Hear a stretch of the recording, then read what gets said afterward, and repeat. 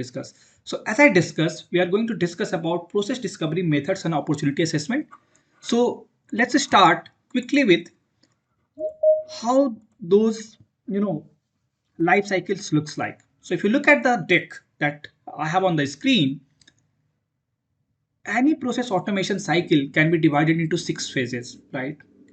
The name could be different based on the different tools, right? This particular example is taken from the UiPath, but if you work on Automation Anywhere or a Blue Prism or any other XYZ tool, right, this name could differ. But the steps that we follow in all of these RPA lifecycle steps would remain same, right? So we first do what we do is we prepare a RPA, we design a solution, we build RPA, we test the RPA, we stabilize the RPA, and then there would be a constant improvement feedback that is being given to solution design phase, so that if there are some issues happening in automation, it could be improvised, right? Let's briefly talk about what is prepare RPA, right? Prepare RPA is nothing but it's all about calculating and understanding the complexity of the automation that we wish to automate, right? Let's take an example. You are working in on a a company, and their account department has reached out to you to automate a process which basically extract information from the invoices, put into SAP system, and then payment is done, right? We cannot directly jump to start automating it, right? We need to do lot many steps before we actually do a development step, right? RPA development is only one phase, right? And there are 5 other phases, and lot many things need to be considered before we start a development, right? So we need to calculate and understand what is the complexity of this process. Are we able to automate it or not? Should we automate it or should we not automate it?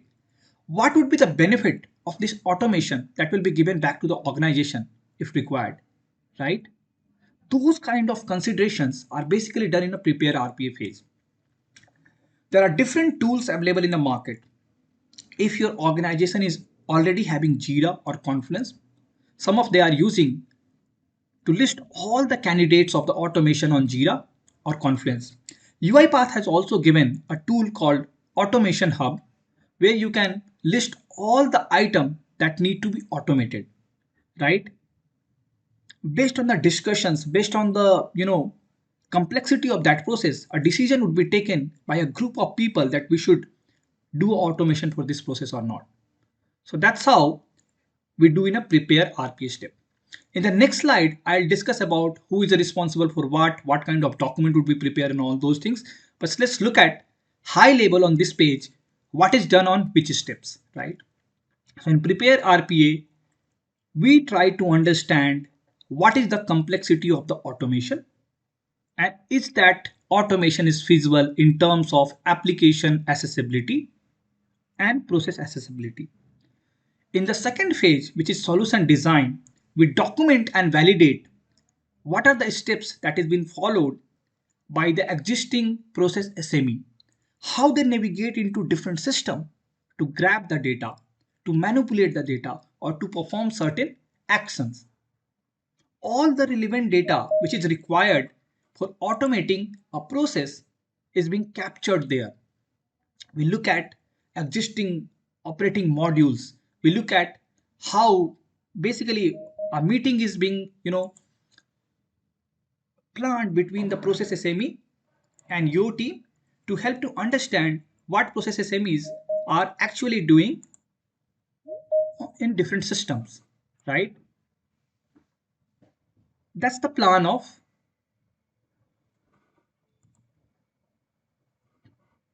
solution design documentation step.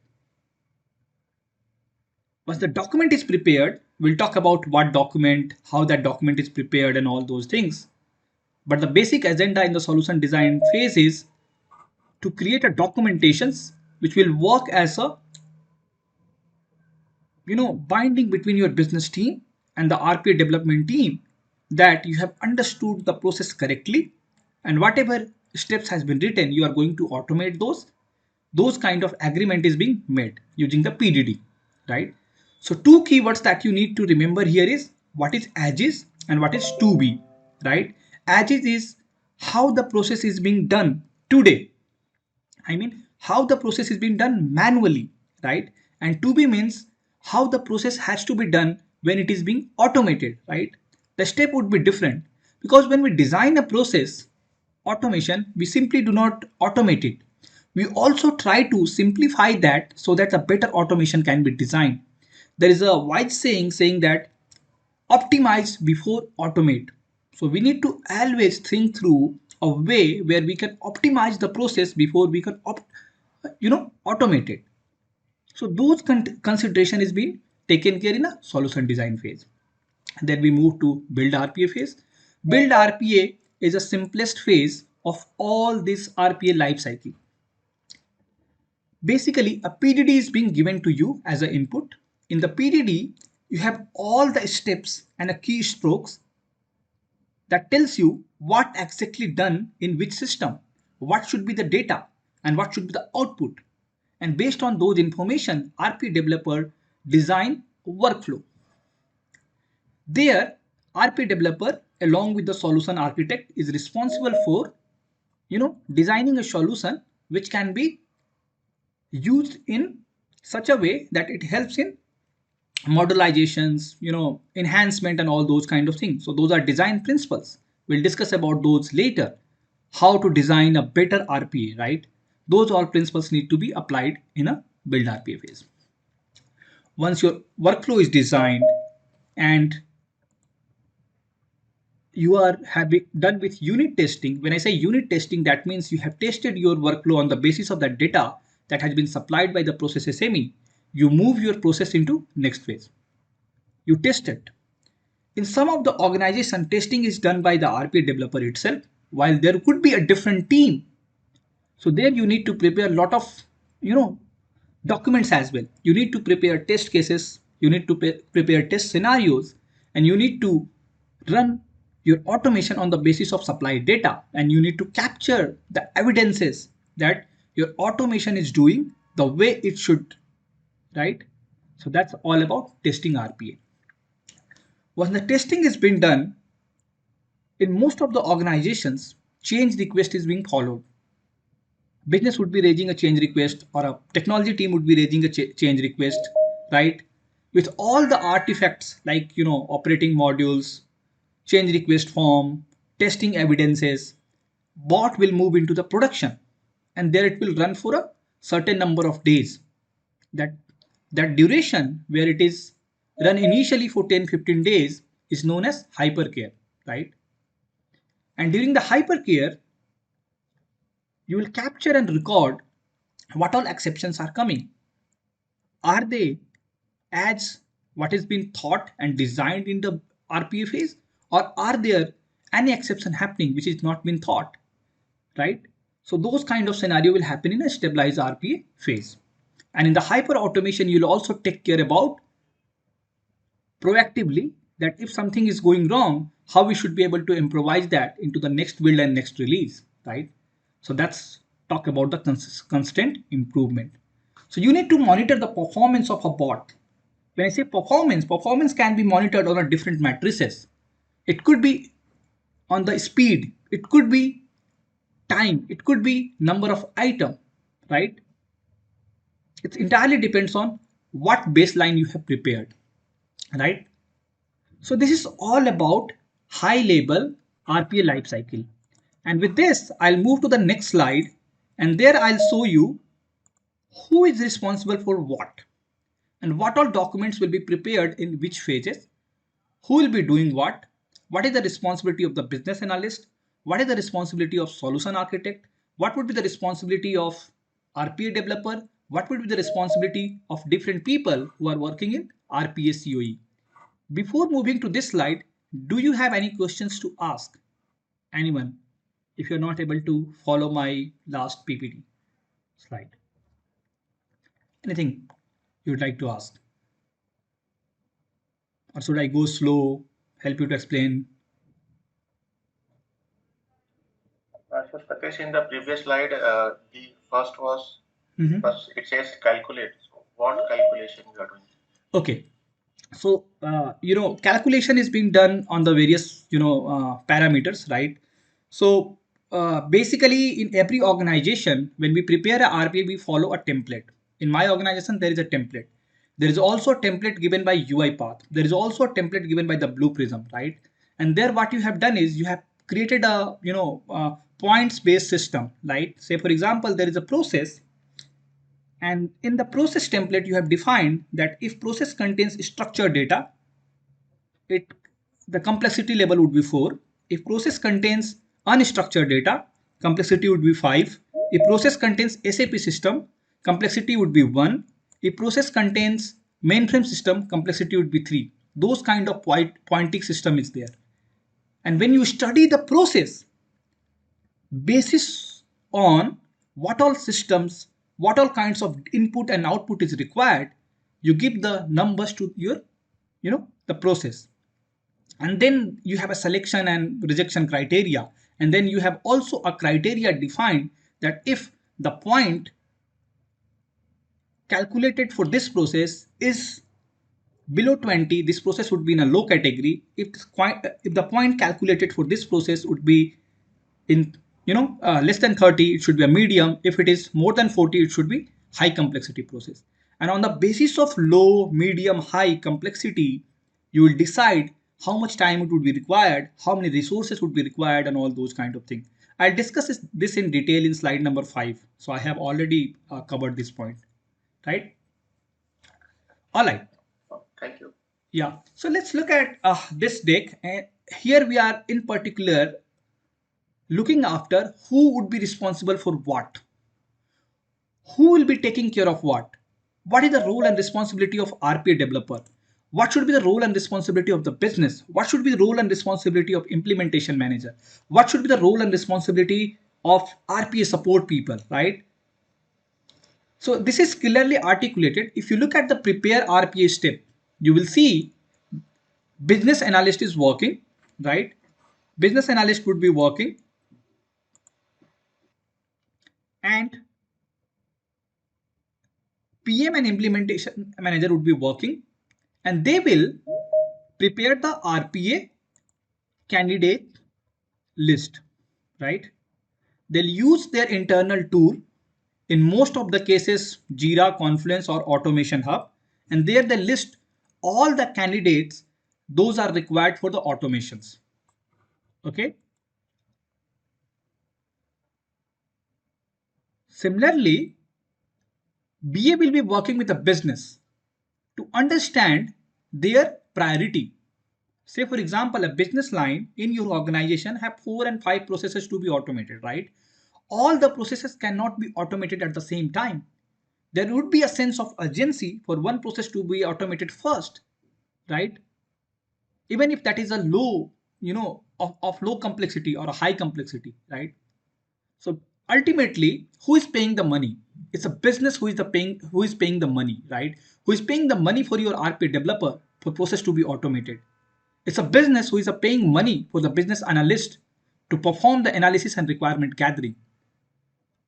So the input of the business is required to decide the pipeline, to decide which process has to go first, right? Those kind of thing is usually taken care in RPA, prepare RPA phase. What would be the outcome of this prepare RPA phase? What would be the deliverable, right? If you look at the bottom, the delivery or the outcome of prepare RPA phase is prioritize pipeline and define business benefit, right? So that would be the checkpoint, and that would be the output from the first stage. And in the second stage, or a solution design phase or solution design life cycle, there would be a different people again working. Business analyst will be working on creating a PDD, and he will be responsible for getting a sign off. Then there will be another business analyst, or sometime business analyst works with a test manager to create a test scenario. Then there will be a solution architect who will be looking after how this process need to be designed. What should be the robot architecture? Do I need to buy a new infrastructure, or do we need to procure a new licenses? Those kind of decision is being taken care by the solution architect. Similarly, there would be a IT team member who would be looking and reviewing your infrastructure requirement. Sometimes it happens that you have already a infra which is capable of performing the task, but you requested a new infra, right? Or you are trying to automate something which is not allowed by your organization. So security review has to happen, right? An IT team would be responsible for reviewing your all those steps. Then there will be a meeting happening between the business analyst and the RP developer. Business analyst will walk through what are the steps written into the PDD, and then RP developer will start creating a DSD and SDD. Usually, solution architect will start it, and then it will go into the hand of RP developer so that he can keep changing it on the basis of the changes, on the basis of the feedback that has to happen, right? Outcome of this step, solution design step, would be automation requirements, which is basically a PDD document. So once this solution design step is completed, there will be a PDD, and that has to be signed off by the business. Business analyst will be responsible for getting a sign off of that particular PDD. Once the PDD is get signed off, which is process automation requirement, then we'll move to a build RPA phase, right? In the build RPA phase, then again there are a couple of people are working. BA would be working to validate the change, and if there are some changes in the requirement. Sometime it happens is during the creation of PDD, business has requested something, and then later on they recall it from somewhere, or based on some exception handling this, they come back to us and say, oh, I said you XYZ thing, but this is not how it has been done. It has to be done in different way, right? So business analyst needs to validate the change, evaluate the impact of that change to understand that if it could be built into the current phase or not. Do we need to go back to business and say, hey, we can deliver you all of the requirement that we have captured in a first phase, in a first go, but if you are saying anything to change, we're gonna deliver into a next phase or a next cycle. Those kind of discussions happen between the business analyst on the basis of validating change or any impact that has to happen. At the same time, QA would be responsible for creating, test cases. RP developer would be responsible for updating, the DSD and SDD. He'll be also writing a unit and technical testing, right? And IT team would be responsible for creating a UAT environment, right? Sorry, who? Somebody has tried to share the screen. Please don't share it. Let me. Yeah. You're able to see my screen back, right?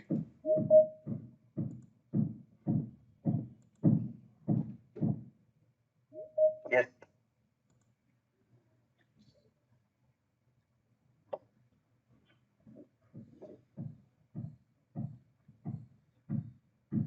All right. So I was discussing about the build RPA phase, right? So multiple people are working in the build RPA phase as well. And you could see that IT team is working as well to prepare a UAT environment so that the testing has to happen with the business, right? Any questions so far in prepare RPA, solution design, and build RPA phase? And then I'll move to the next three phases. Anyone? You are not able to understand anything which is written on this deck or which I explained to you? What about solution architect? Yeah. So solution, if you look at the vertical number 2, or column number 2, you'll see the process and robot architecture is been designed by the solution architect, right? And he would be responsible for designing an initial guideline for DSD and SDD, and then it has to be handed over to RPA developer, usually a lead or a senior RPA developer. He'll take care of next steps. Okay, thank you. Anyone else having any doubt?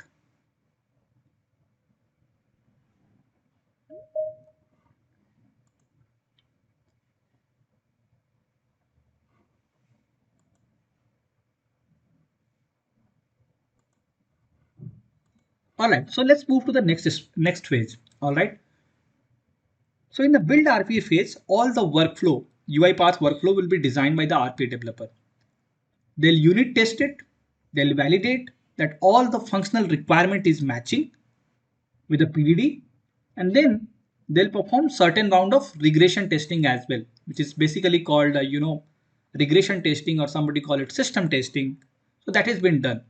Once it has been passed, it will move to the test RPA phase, which is nothing but a UAT. So in the UAT, or a performing UAT, a process owner who has given you the automation, and then RPA support team would be responsible for supporting a process in production, right? And the business analyst who has initially designed a PDD, right? All will come together into a meeting. They'll run through the various test cases that has been prepared. They'll also record the test result to ascertain that whatever the requirement we have captured is being taken care, and based on the decision, based on the sign off given by the business, it will move into the production, right? So the outcome of test RPA phase would be release in production. So usually a change request would follow with all the artifacts. That means you need to create a change request form, you need to create an operational handover guide, you need to create test result evidences and all those. These documents are depends on the organization to organization. Some organizations follow a rigorous approach where everything has to be recorded. Some organizations follow basically a sign-off approach where a business has sign off, other documents should not be required, those kind of thing, right? Once it is moved into the production, work is not done. Somebody need to monitor the production on a daily basis, right? In initial few days, your business analyst would be looking after the results from the production. He'll measure the expected result versus the actual result as well. And if there are some issues, a production monitoring team, or basically we call it RPA support team, would list all the issues that has happened into the bot, and they'll create a change request for next phase. That's how it will go into a hypercare, right? Once this step is completed, I mean, once you complete the hypercare phase, which usually happens for a 2 weeks in any organization, it will move into the general production life cycle, where RP support would be responsible for managing and monitoring the production bots, and if there are any changes, it has to be discussed with the business analyst, PM and PO, I mean process owner, right? And if the change has been approved, it will again be built into the build RPA phase. So this is how the roles and responsibility of different people into the entire RPA lifecycle. I hope I'm able to help you to understand what is the role and responsibility of RPA developer, and what is the role of responsibilities of business analyst, what should be the role and responsibility of solution architect, and so forth, right? Do you have any doubt in roles and responsibility of any of these listed people before I move to the next point?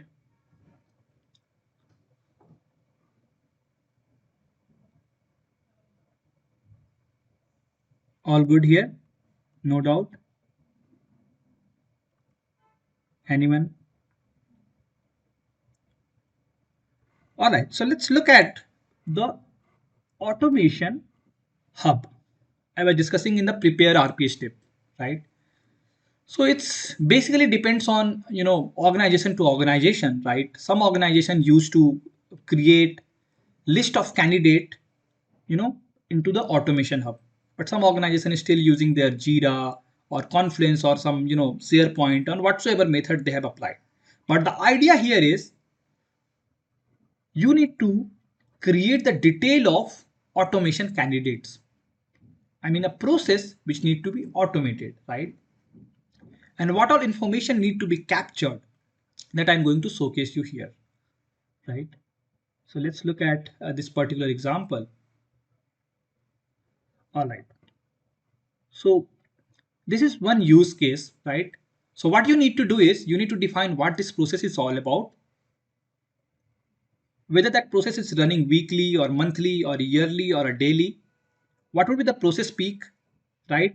When the process would require a maximum number of cases to be created or completed, what would the volume, and what will the number of people that will get benefit out of this particular use case. These are the few matrices. I was talking about the calculations. So these are the matrices that we usually use to calculate the complexity of a process, right? And similarly, we also look after before automation how much time it is taking, and after automation how much time it would take. So say for example, if a process is taking 130 minute before automation and after automation it gets completed into 15 minutes, there is a saving of 115 minutes, right? What all applications would be used, and then there would be a data and all those things. So this is how candidate would be captured, right? Once the detail of process has been captured, right, there would be a person in your organization who will look after all of these cases, right? Based on the resources, they'll decide which process is to be automated first, right? So those things would happen. Can anyone tell me what kind of pipeline is being used? I mean, pipeline management tool is used in your organization. Do you follow Automation Hub, or do you have any other tool where you list all the, automation ideas?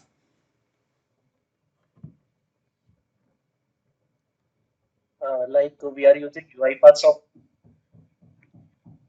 You're using UiPath automation. yes, yes, Automation. Okay, it's the same that I'm showing you at the right now, right? The same automation hub. yes, same. All right. So could you please help me? I mean, you are using it. So could you please help me? What all steps you follow into this automation hub for other people to understand it? Firstly, whenever I did my project, so Mm-hmm. it depends upon situation. It's a simple sequence. We have to use only one case. Then we are using simple sequence, Mm-hmm. and then step by step we are using assign activity, and then following the projects. All right. So that's what I am talking. And then let's look at some of the documentation that would be required. I talked about lot of documentation, right? Yes. Lot of documentation that we need to prepare. So this is, all this documentation has been given by UiPath, right? I'm not sharing my organization documentation, right? Documentation content would remain same. The only thing that will change in your organization would be the template and design, color coding, branding, and all those things. The content of these document would remain same, right? So if you remember in the deck, we discussed about the PDD, right? How PDD would look like. So PDD is basically a Word document, right? I'll showcase you and share you here. So PDD would look like this. So this is a basic a template that has been given by UiPath. And if you go here and look at the navigation pane, if you look at this, so this document talks about as is process and to be process. So that's the base, that's the main content of this PDD. And then we also list out what would be the business exception and how those exception has to be handled. What would be the application exception and how those exception has to be handled, right? So those kind of thing is been captured, and the BA would be responsible for creating this document, creating all the steps that is required for automating the process, and then to get a sign off from business. Other uh, other important documentation here is this calculation matrix. I was talking about how in the prepare RP step there is a calculation steps, right? So if you look at here, on the basis of certain keywords, we have given a points, right? If a process is running daily, it would be 260 days, because one FT is equal to 260 days. Then if it is running a weekly, it would be 52. If it is a bi-weekly, 26, monthly 12, quarterly 4, annual 1, right? Similarly, if the number of steps in a process is less than 10, scoring is 0.1. If a process is highly complex, which contains more than 40 steps, it should be 1, right? Similarly, how many number of application is used in a process? So if one application is used, so these are baseline. This is basically a baseline. A score, baseline is created here, and you have given a scoring for each and this. And then you have assumption efforts here, right? How many people would be required? We have listed here all kind of role that RP can have, right? A project manager, change manager, program manager, business analyst, RP infrastructure team, solution architect, developer, support manager, and RP support. But this may or may not happen in your organization. A project is pretty small and you have only a RPA BA who is also working as a project manager, and then there is a RP developer who is also working as a technical support manager, operational support, and solution architect. So on the basis of which you should be able to adjust this effort estimate. So these are the two, details that you need to modify on the basis of your assumption. And this tool is available. So I'll give you this tool. Don't worry about it, right? And how the assessment has to happen. So you need to simply, it's a questionnaire. It's a questionnaire template, right? You need to fill the required information, right? What this process is all about, what kind of input it will take, what is the process stability, is this failing every day into production, what is the failing frequency in last 6 months, is the application used inside automation are flexible enough, or they changing every other week. So all those kind of information need to be calculated. This will be automatically calculated when you put a values here. So this is the main sheet where you need to put all the information. So if you look at this, what you need to do is you need to name the process name. What is the process name? If the process contains multiple sub processes, so you need to define all of those things. Then you need to tell what kind of process it is. Is this process mostly rule based or is mostly subjective, right? So there are criteria defined, right? And then on the basis of this value will be automatic calculated. This is a template given. Then again you need to talk about what is input type, what is the process stability, what is the application stability, and so on and so forth. And once you fill all these information, estimated benefit and estimated implementation effort would be calculated. And then business has to look at these matrices and they need to buy or they need to approve that you can go and automate this. And this process assessment is usually done over a week's time. It's not that you can do it in one day just by filling this Excel file, right? You need to go into the application to understand that can we navigate through different screens using UiPath or not, right? What kind of input data is you need to change, look at the different samples of input to understand whether that data is digital or not. If there is an invoice, how many types of invoices are there, right? Are they handwritten, or are we able to capture the data using a simple PDF activity, or do we need to use a OCR? What kind of application is used in automation? Is it a mainframe system or a SAP system or a legacy system? Are there API available? If API is available, what kind of information it could return? Is this returning a JSON or XML, or is it customized output? Those kind of all information you need to put into, and then a score will be calculated, and on the basis of the score you should be able to decide that the process has to be automated or not. We cannot go and automate any process, right? Otherwise what will happen, you will start automating a process, and when you reach in the middle of your development, you will see that there is a screen in the application which cannot be captured at all. I have seen such scenario. I have seen many automation pipeline getting stuck in the middle because the application is not responding good. So those things need to be taken care before the actual development phase has started. And that's why process assessment is required, and application assessment is also required. So you need to assess the process, you need to do application assessment test as well to understand that the screens of application is being captured properly or not. On the basis of these two documents, you should be good. Apart from this, all of these other documents are not that important. Reason being, these are being followed in a different way in different organization, right? So this is basically a test case template. Let's look at this one, and then I'll move to, this is a test case template, right? So test case template is like test case ID, who has written the test, who has executed, what is the execution date, what is the test title, test step, and all those things. The only thing that you need to know here is you need to define a test step, what should be the expected result, and what is the actual result, on the basis of which there should be a pass and fail criteria. And if there is a fail, you need to raise a defect. So somebody is using Excel, somebody is using Jira, somebody having their own defect tracking system, so it all depends on your organization. But the ultimate goal or the ultimate motto that we need to follow here is we need to define a test steps, and we need to define what should be the expected result and what is the actual result, right?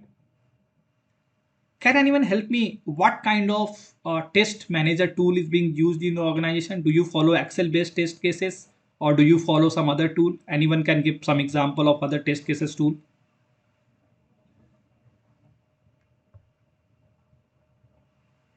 So Satish, we are using Excel templates only. Okay, it's very similar to what I'm but- showing. Yes, yes, and we use HPLM to upload the cases and run. Okay. Anyone else apart from Anand? Thanks, Anand.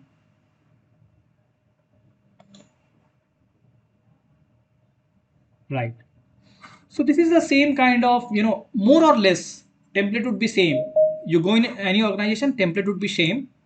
The core item is expected result and actual result and test cases. All right. So with this, I'll close this document, and then there is another document which is being used mostly by the PM or a technical manager to understand what is happening with the process. So they basically capture, let's take example of a process, this order to cash. Okay, this order to cash could have multiple steps, right? All the steps cannot be built overnight, right? So they need to be broken down into a smaller pieces so the developer can work on that, and accordingly he assigns a timeline for that particular steps to be completed. So if you look at here, this order to cash process is divided into sub processes, right? First is product code retrieval, right?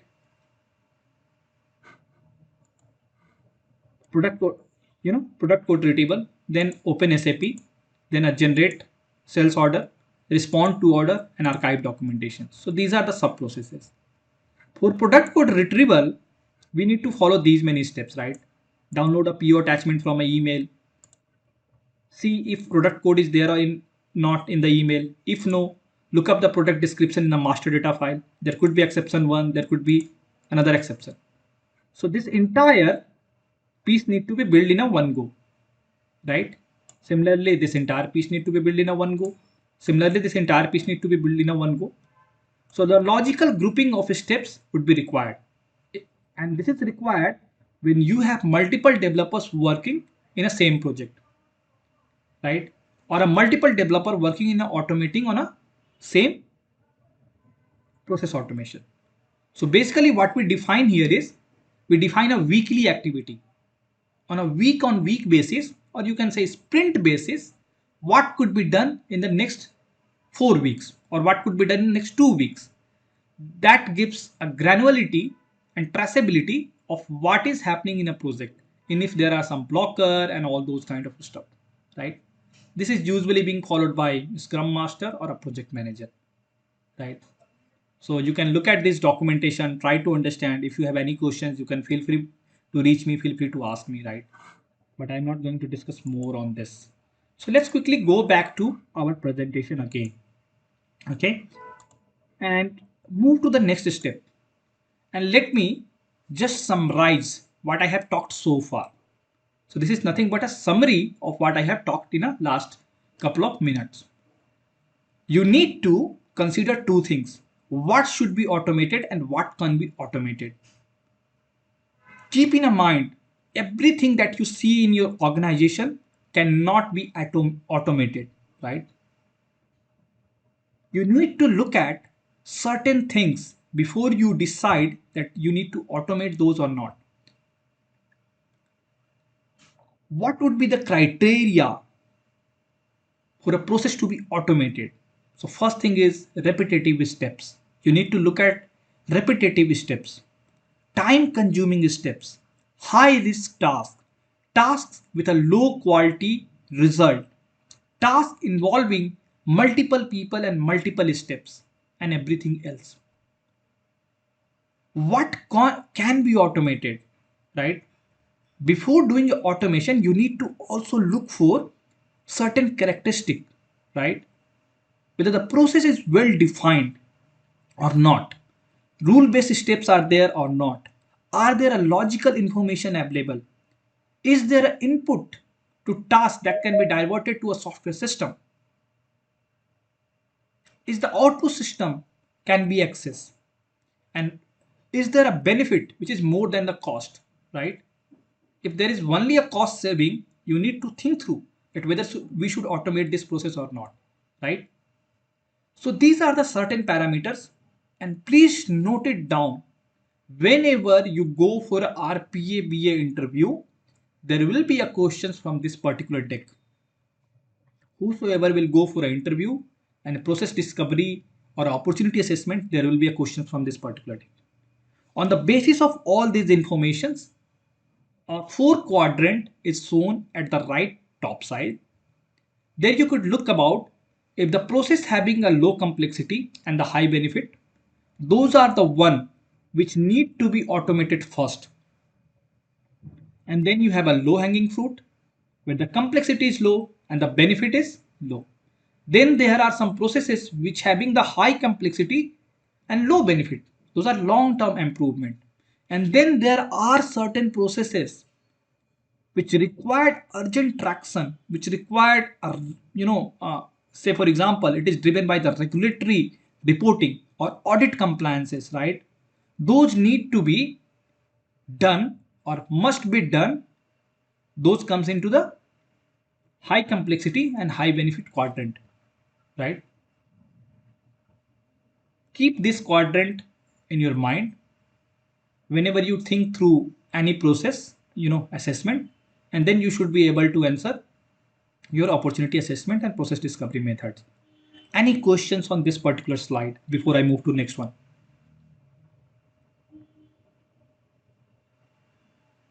So Satish, the points, what can be automated? So all the, you can say, the point number 3, 4, and 5th, that I'm not able to understand. Okay, so high risk tasks. Okay, let me tell you about high risk tasks. I'm talking about this line. An input to the task can be diverted to the software system. All right. And then the next point and the next point. All right. So what can be automated? See, what is process, right? A process works on two things, right? Well-defined decision, right? There should be a well-defined decision. When I say well-defined decision, let's say for example, your process should be clearly articulated and documented in such a way which tells you if I give X, Y, Z as an input, it would yield me A, B, C as output. And that input can be given to a task using a software system. It could not be that, somebody is sending you, fax, right? And that fax physical copy has to be given as an input to a software system. So you need to look through those input, how the input has to be given to a process, right? So the task which would be used to divert the input to the software system, that need to be looked through. There are certain scenario. I have seen an example where a bank was sending a physical letter, credit letter to their customer. The problem is we are able to automate all the steps, but for printing the letter we need a special kind of envelope that has been given by the FedEx, right? And that requires a different physical printer and all those kind of stuff, right? So all those consideration has also need to be taken care. with the input task. I hope I would be able to help you to answer your query. Yes, yes. And now I can relate. Yeah, now you can relate, right? So basically, you need to think through how input has to be given, what sort of input it is. Are they documented? Are they, structured? Are they unstructured? What would be the source of input? It should not be, two system working in a different silos, right? Input is coming from a mainframe system, but there is a no connection between mainframe system to the system where we are automating, right? So you need to also connect those dots, right? Unless you cannot connect the input, you won't be able to get an actual benefit, right? And when I say benefit, benefit should be more than cost. It should not be only about FTE saving. It should give more than FTE saving. It should give, it should reduce a risk.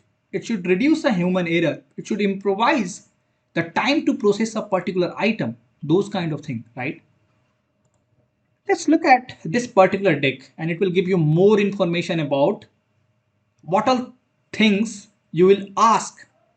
This is basically for BA, right? Whosoever is aspiring for a BA, RPA BA, these are the questions you need to ask when you go into any discussion or any meeting with the process SME, right?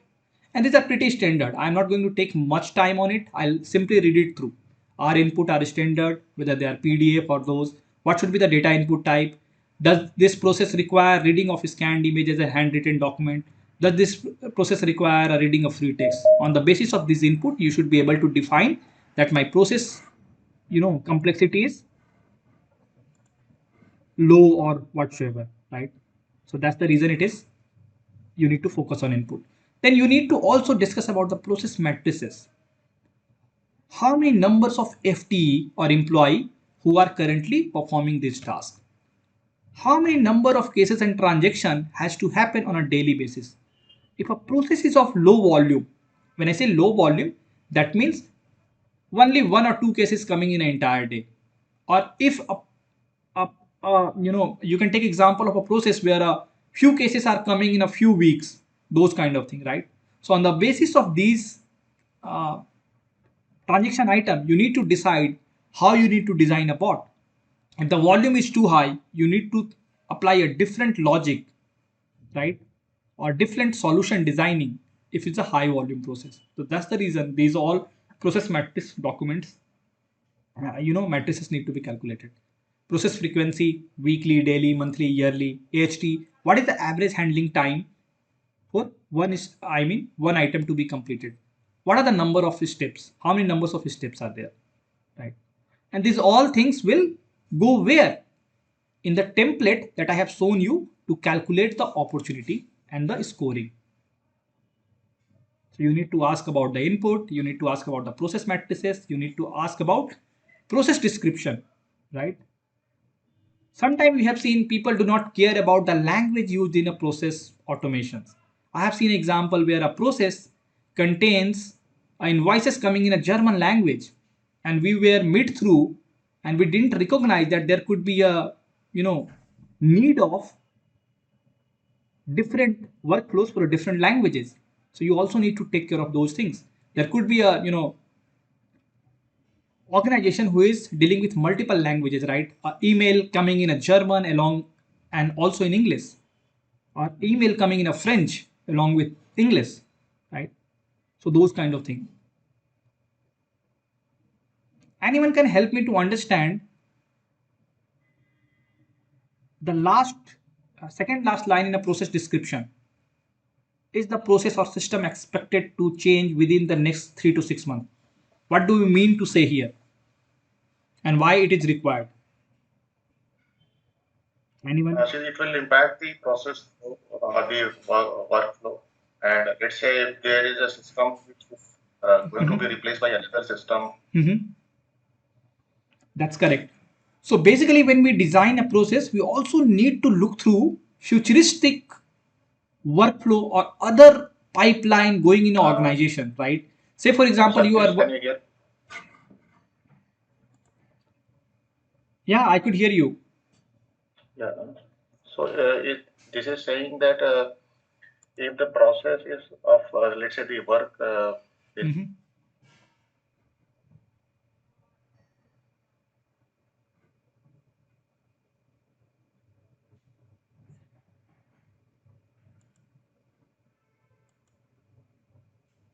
I think something went wrong. Let me continue. Okay. Okay. So what I'm saying is you also need to look through if there is any application which is going to change in next couple of weeks. If there are such, we need to avoid automating those. We need to wait for the system has to be upgraded first and then we need to perform automation. Am I audible? I mean, I think there was some glitch, technical glitch. yeah, I'm already getting muted by somebody. Okay, no issues. So let's continue. I think I you guys able to hear me. Okay. Yes, yes. All right. So that's what I was saying. So if you know,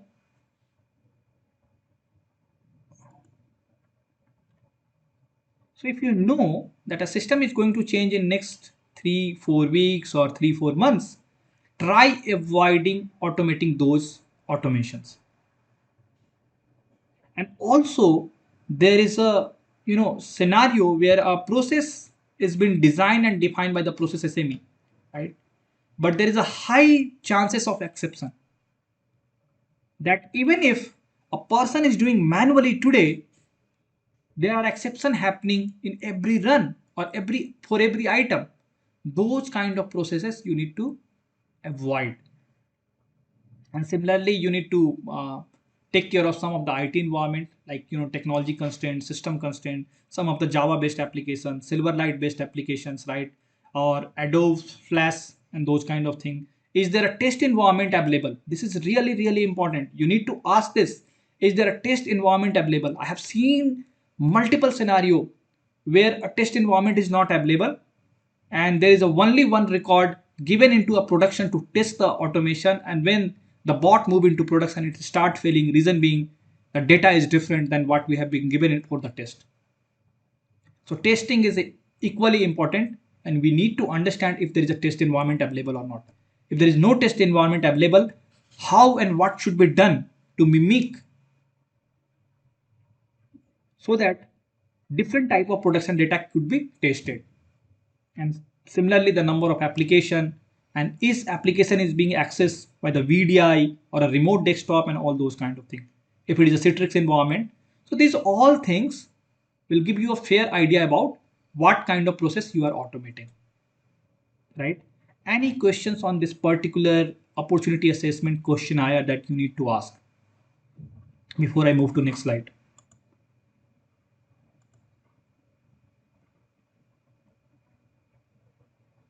We good here?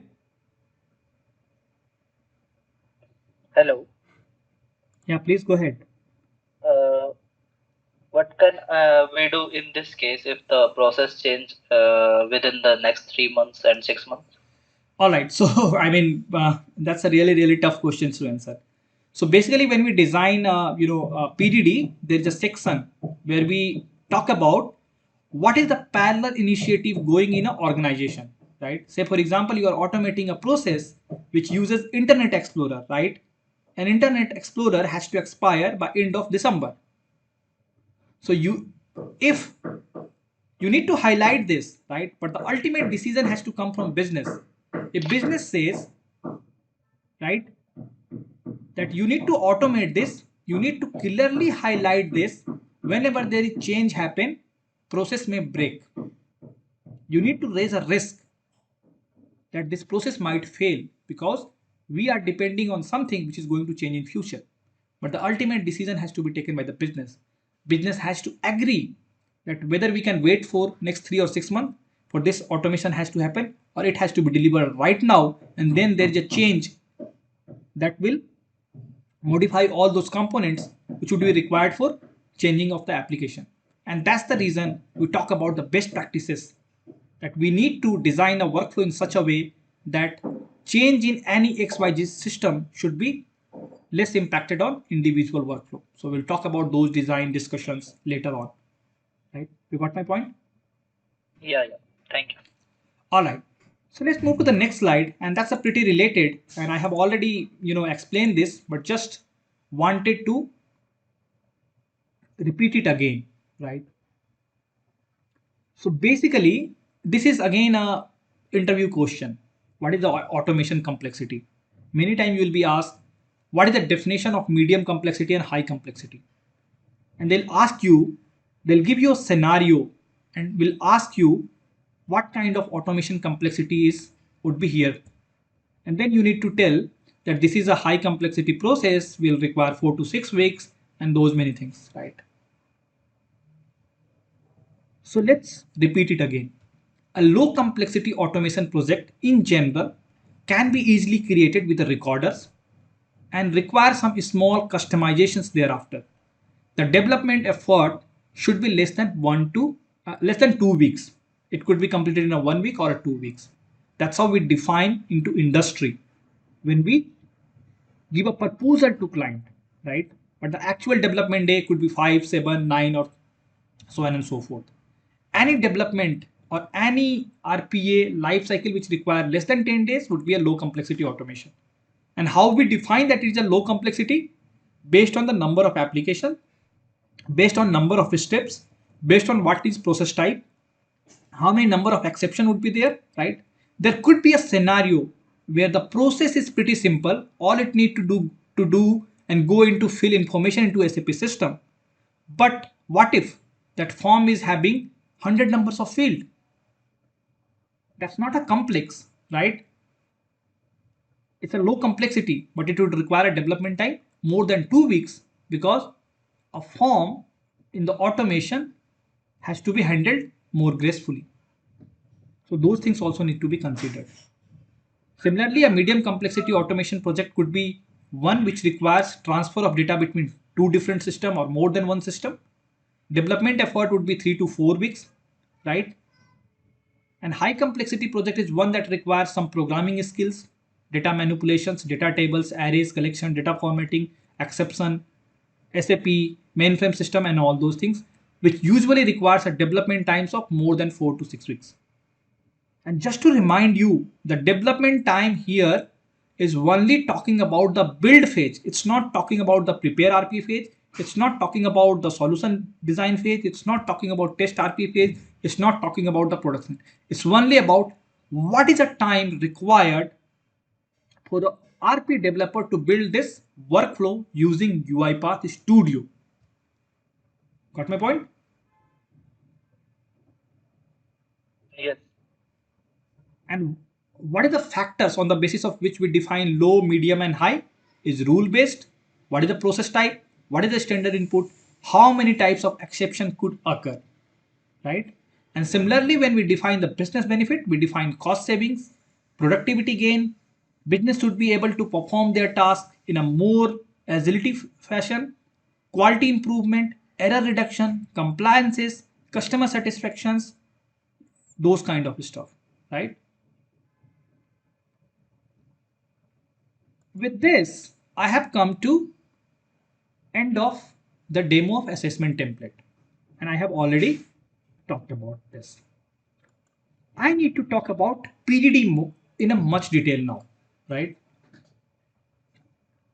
So I have already given you brief intro about what is the PDD, and again, people will ask lot many interview questions on PDD. So you need to remember all these things that is written on this particular slide. Okay, what is PDD first? PDD is high level process maps with the process description. What it contains? It contains all the scenarios of as-is process. What we define a PDD? We define to be, or somebody call it level 4 process map as well, which is we usually design in a Visio or Microsoft Visio software, so that we map together what steps would require what input and how the information will follow into the system. In PDD, we also include any support material for the business rule, matrices, input, output etc. Usually, I mean, when there is no task capture, I remember my initial days in 2019. We don't have this task capture, right? We don't have any tool which can capture the steps being followed by the process SME. So what we used to do is we go into a meeting and we start recording a meeting, right? And we come back, and by looking at the recording of a meeting, we start creating a PDD document, right? So that's was really, really challenging. But nowadays, with task capture and other software available in the market, which can capture your steps, step by steps, where it has clicked, where it has what navigation has happened in the system and all those kind of things, it's pretty easy. So there are basically three methods used in an organization. Somebody not speaking, please mute yourself.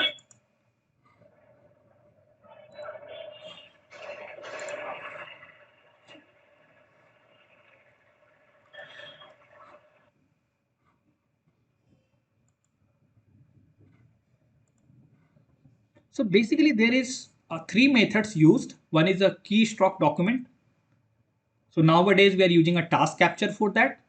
And then there is a process video recording, that is traditional method where the video recording of process activity need to be captured when SME is performing the task into their system, right? And then there is another way of, if the organization is following their business logic translation tables, so we need to use that, and using the existing business rule table or document, we need to define a PDD file.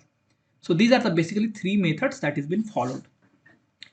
So now I'll give you the demo of PDD template, right? And at the same time, I'll help you to understand how you should be able to create PDD using the task capture tool. So before that, can someone help me to understand if they have used task capture tool in your organization and they know how it can be installed and downloaded? Otherwise, I'll guide you to how to get that downloaded and install it. Do you know what is UiPath task capture? Installed it on your machine? Anyone? I do have a little bit knowledge on that, but I haven't used it. You haven't used it. And you know how you can download that, right? Where to get that software? Yes. Okay. All right. So Yeah. I'll stop sharing my screen and then I'll help you to guide through how this tool can be used. Let me know you're able to see my screen. I'll go here. So first thing that you need to do is you need to log in on the cloud portal. So you can use your credential to log in into the cloud, UiPath cloud community orchestrator. If you don't know, we have a session to help you explain what need to be done. Don't worry about it. But the first thing that you need to do is you need to go on a portal, and in the resources you will see a link to download the software. So there you should be able to download all the softwares. Okay.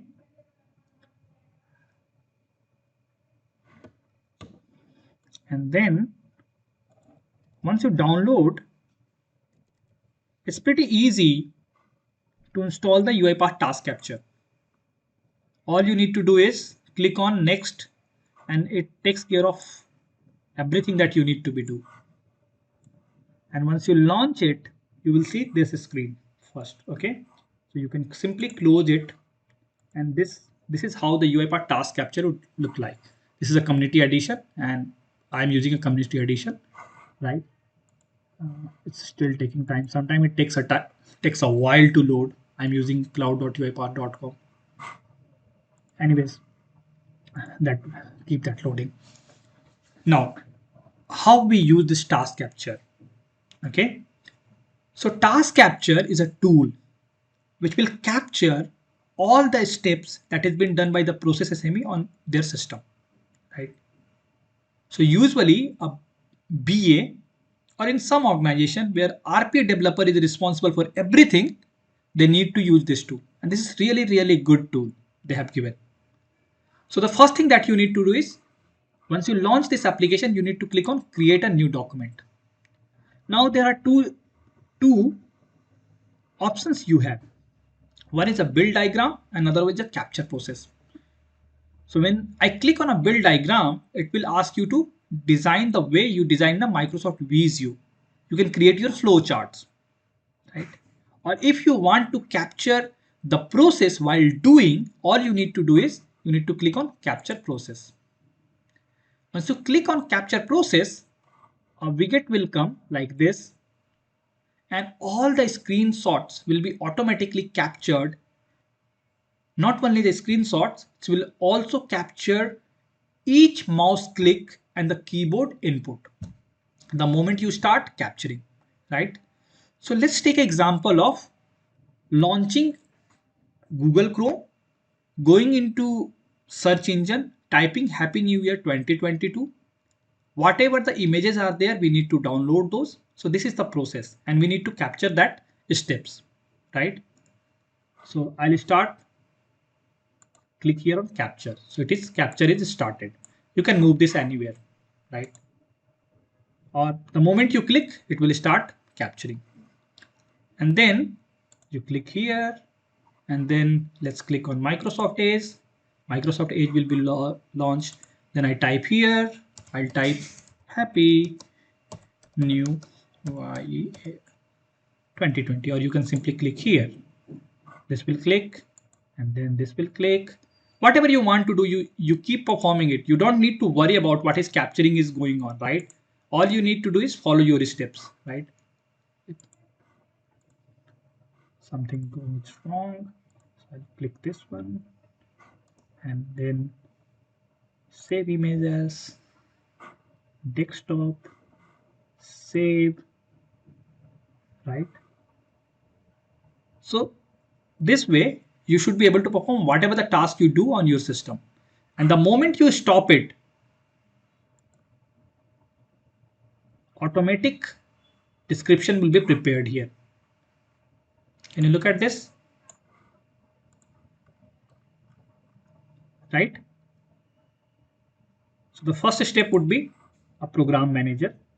So you should be able to modify the description like here. You should be say launch desktop, right? You should be able to modify the information. You should be also able to modify the properties, colors and all those things, right? Similarly, you click on here, and here what you have done, you have clicked on the start. So you can say click start, right? And even if you don't do this, it will give you an option when you export this as a PDD, right? So the beauty of this tool is once you capture all of these steps, right?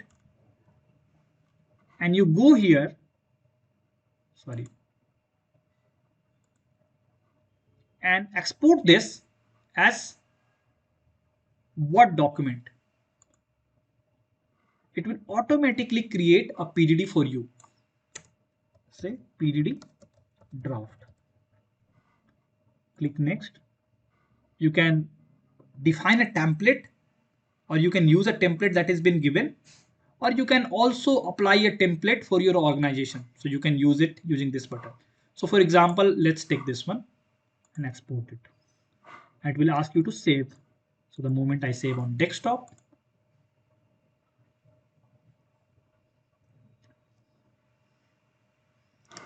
and now we should be able to open a PDD file. So you can see a nicely formatted design PDD is being created by the task capture tool, right? So, but if you look at all of these informations are missing. The only thing that is captured is what is the process execution time, while rest of other thing has to be filled manually. And if you go down, it will also include that particular steps that you have captured, right? It will give you high level statics. What is the process? How many windows are used? How many actions you have taken? How many mouse clicks? How many keys are being pressed? How many test entries are there, and all those things. It will give you detailed statics like program, start, go to the new tab, type Happy New Year, type Happy New Year. Then there was an issue of the access denied and all those things. So this will give you all this information. And then it will also capture step-by-step actions. Like first step is launch desktop, click on start, then 3. And if you look at here, whatever I have typed there during the capturing step, so you should be able to modify in the task capture tool, or you can directly change it in the PDD template as well, right? So all these informations are captured nicely, formatted in a beautiful way. And previously for doing this, it takes a long. So we need to capture a video, we need to stop a video, take a screenshot, put into a document, modify all the information and those kind of things. So that's what's really, really tough.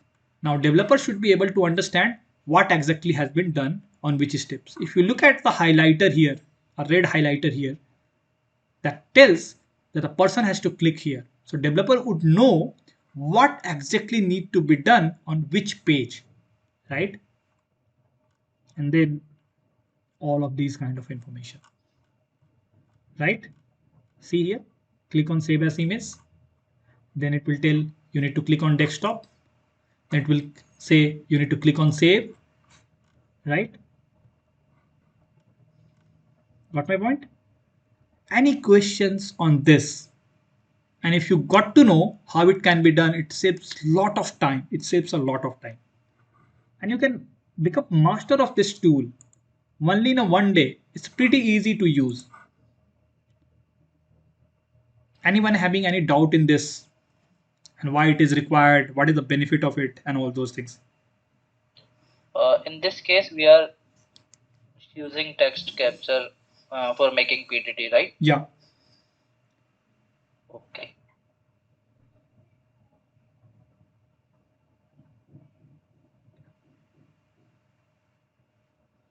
And not only this, someone will ask, I have captured and something went wrong. Should I be able to modify it? Yes, you should be able to modify it. Click on here. And if you want to add new step, you should be able to add new steps here. Or you can, in fact, create a branching here, branch and all those kind of thing. Yeah.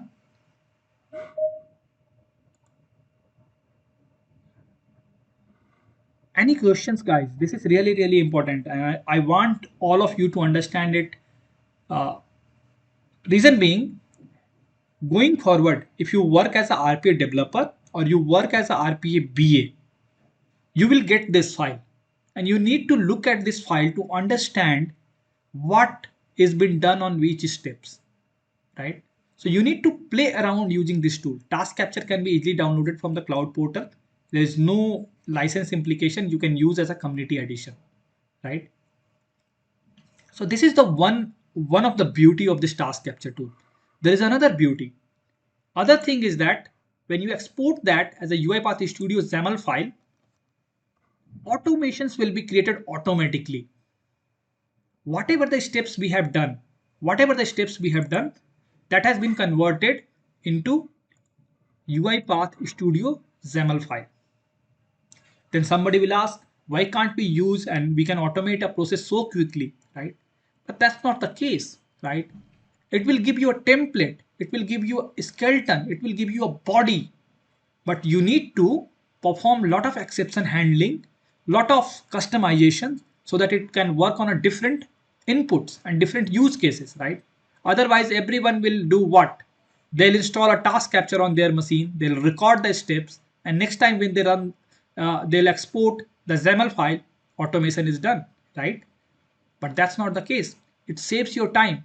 Ultimately, you need to modify whatever has been given by this. So if you look at here, whatever the steps has been followed, the task capture tool has created the steps for you. So it goes to program manager, then start, then new personal Microsoft Edge step, and then typing these and these and so on and so forth and save as, right?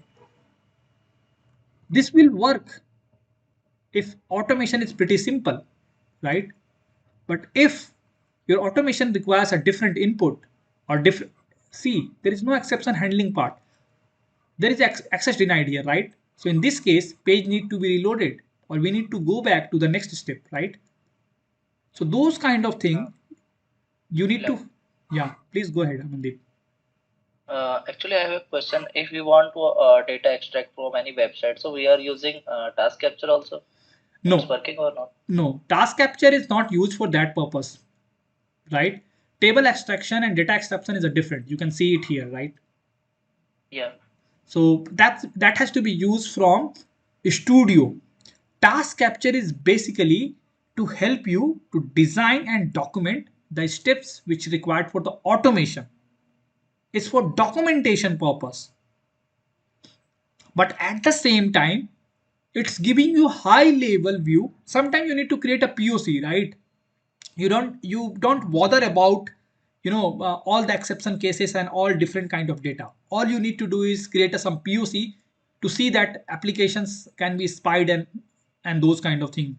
So in those cases it is pretty useful, right? And it's also depend where you can apply, right? Ultimately it's the human, it's the RP developer that requires modification in this workflow for this to be work perfectly in a different scenario, right? Yes. But yeah, this is pretty useful. This is pretty useful. Otherwise you need to, there is meeting going on in odd hours, 11 p.m. India time in and business SME sit in USA. You are not able to hear him properly. All you need to do is look at the video that has been recorded, and then you need to create and design a PDD. So it's better than that, right? Yes. All right. So with this, I am pretty much done with today first session, right? Which is module number 2. And let me look at the PPT if I have. Okay. So just recall these. Keep in mind what is PDD. PDD is what is being automated. What is SDD or DSD? How to be automated, what is the test scenario, how to be tested, what is the release node, how to be deployed, what is operational handover guide, how to be supported. So these are the 5 minimum document you would require in RPA life cycle. Got my point? Yes. And PDD again is the same thing that I have taken from the Word document. So you should be able to. So with this, I have reached to the last slide, and I'm going to ask if you understand all of these keywords. If you have any doubt on any one of these keywords, please feel free to ask me, because these are the keywords you will be asked in your interviews. Hi, sir. This Fani here. Yeah. So, can I get a sample of those documents so that I can refer for that? You will get all the documents. So whenever the training will be completed, we'll be zipping all these modules and sending you one by one. So I don't know if you have seen, I have shown you last time. So this is the course, right? And this is the same course that we have published on a Udemy last year, right? It's the same thing. So last week we have completed this one, and we have sent it to send this module as a zip. Similarly, I'll be sending this as a zip to you. It contains everything. It contains your assignment. It contains hands-on material, if any. It contains quiz that you need to participate. It contains study material, which is the PPT. And then it contains all the supported document that I have walked through during the training. So it contains everything. So I'll send this module 2, and the moment I'll send this module 2, you will get everything. I hope that answers your query. Yes, sir. Yes. All right. Thanks, sir. Anyone not able to understand any one of these keywords? These are the keywords you need to be aware, because you will keep hearing these keywords on everyday meeting and discussion with your RPA team and business SME and so in RPA COE. Satish, L4 map, if you can explain. Okay, Yeah, L4 hi, map. Satish. Yeah, please go ahead. Like, first word, second word, like as is map, to be map, Yeah. and the tip trail, and I don't understand this L4 map also. Okay. Yeah, these are the basics. All right. So as is map is nothing but how process is being done today. how process is being done today without any automation. That is as is. Somebody call it as is. They remove the map, but actual name is as is map. Okay. How it is being done today without any automation. So let's take example of order to cash. We have not automated this process. So a person is, logging into some system, doing so and all those kind of things. So usually when we start automating a project, we captured their as-is map, how they are actually performing the task manually in different system before we automate it. The reason is we do not go to 2B map. We prepare as-is map first because there is always opportunity to optimize before automate. So we need to optimize the process. We need to look at if there are any waste in the process that do not require today, right? There could be a step, right, which is required manually, but system can do in a background, or 5 steps can be clubbed together into a 1 step, right? Or can be done parallelly. So we need to give a clear differentiation between what it is being done today by a person and how it has to be done tomorrow when it is being automated. So that's a 2B. You got my point? All right. I hope I am able to help you explain what is the difference between as is and 2B, right? Let's talk about L4 map. L4 map is nothing but a nomenclature given by the BPOs, right? So basically, most of the processes that we automate is from operations area, right? Most of the automation work will be done in a operations area, not in a technology team, because technology team have lot many other tools. Technology team is not relying on only RPA for automation. They have their different tool set to automate their processes in IT automations. But in business operations, they prepare an operation guide. If somebody joins their organization or somebody joins their team, what all steps they need to follow. So they usually prepare L1, L2, L3 and L4 map. L1 is all about what all systems. L2 is what all components. L3 is what all steps. L4 is what all mouse clicks and navigation. So at level 4, we know which application, which screens, which component, which mouse click and text box needs to be used. So that's a detailed information of any process if it is available. Most of organization would not have this. They usually follow L1, L2, or sometime you will find L3, right? But not L4 everywhere, right? Got my point? ClickTrail is nothing but what we captured in a task, task capture tool as of now. So it's basically a sequence of a step that is followed in a different system. So this is called ClickTrail. This is ClickTrail. So sequence of clicks and the mouse movement, keyboard movement is being captured, and this is known as ClickTrail file. So somebody will come and say, could you please send me the ClickTrail file? I'll look at what are the steps being followed by the process SME. So this is how it would look like. Anything else, guys, on this particular deck before I bind? Hyper automation. Hyper automation is nothing but a fancy keyword given by UiPath and HFS, right? So what they do is RPA alone cannot do wonders, right? RPA can perform some task in legacy systems or modern system, but if they require additional capabilities of AI and ML, they require interaction with different services and integration with different tools. So a capability where RPA can work with AI, ML and different integration creates a platform as a hyper automation platform. So UiPath sells their product saying we are a hyper automation platform. That means they have the capability of RPA along with integrations with other tools required to design and automate task. That goes same for the hypercare then. No, hypercare is a 2-week cycle. When a bot moves into a production, right? You need to measure and monitor how bot is running into production. You designed a bot, right? Business has signed off in UAT. All good there. But there could be a scenario in production you are facing different challenges, right? So in the hypercare, usually a BA and the process SME work together to see that we have decided to automate this process to work in such a way whether those all functionalities are meeting or not, right?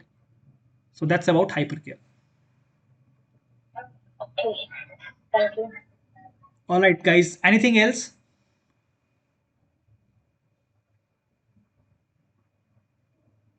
Good. Nothing there.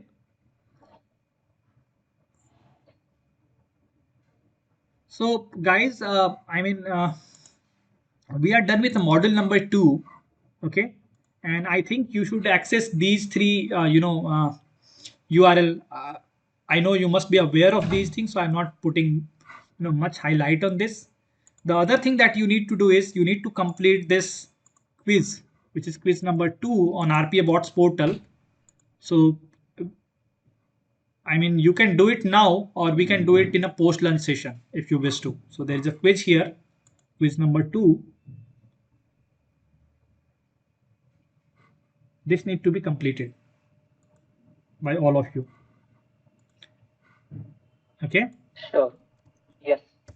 And please make sure when you complete this quiz, give the same email address you have used. So when you click on start, it will ask you for the email address. Please use the same email address using which you have registered so that we can track the progress of yours, right? All right, guys. So, I mean, let's take a break and we can have continued our UiPath studio session that we have left in a last class, I mean, last Sunday, and we'll continue to understand, doing some practical stuff where we'll be building arguments, we'll be building a loops, we'll be building if else structure, those kind of thing, right? So let's take a break. Let's connect at 1:45. Is that okay for everyone? 1:45. You could have your lunch and everything by that time. Yes. All right. So let's connect at 1:45. Okay. I'll stop sharing my screen. I'll stop the recording. I'll stop the presentation. And let's join the same meeting link at 1:45. Okay. Okay, Satish. Yeah. Thanks everyone for joining. See you later. Thank you. Thank you.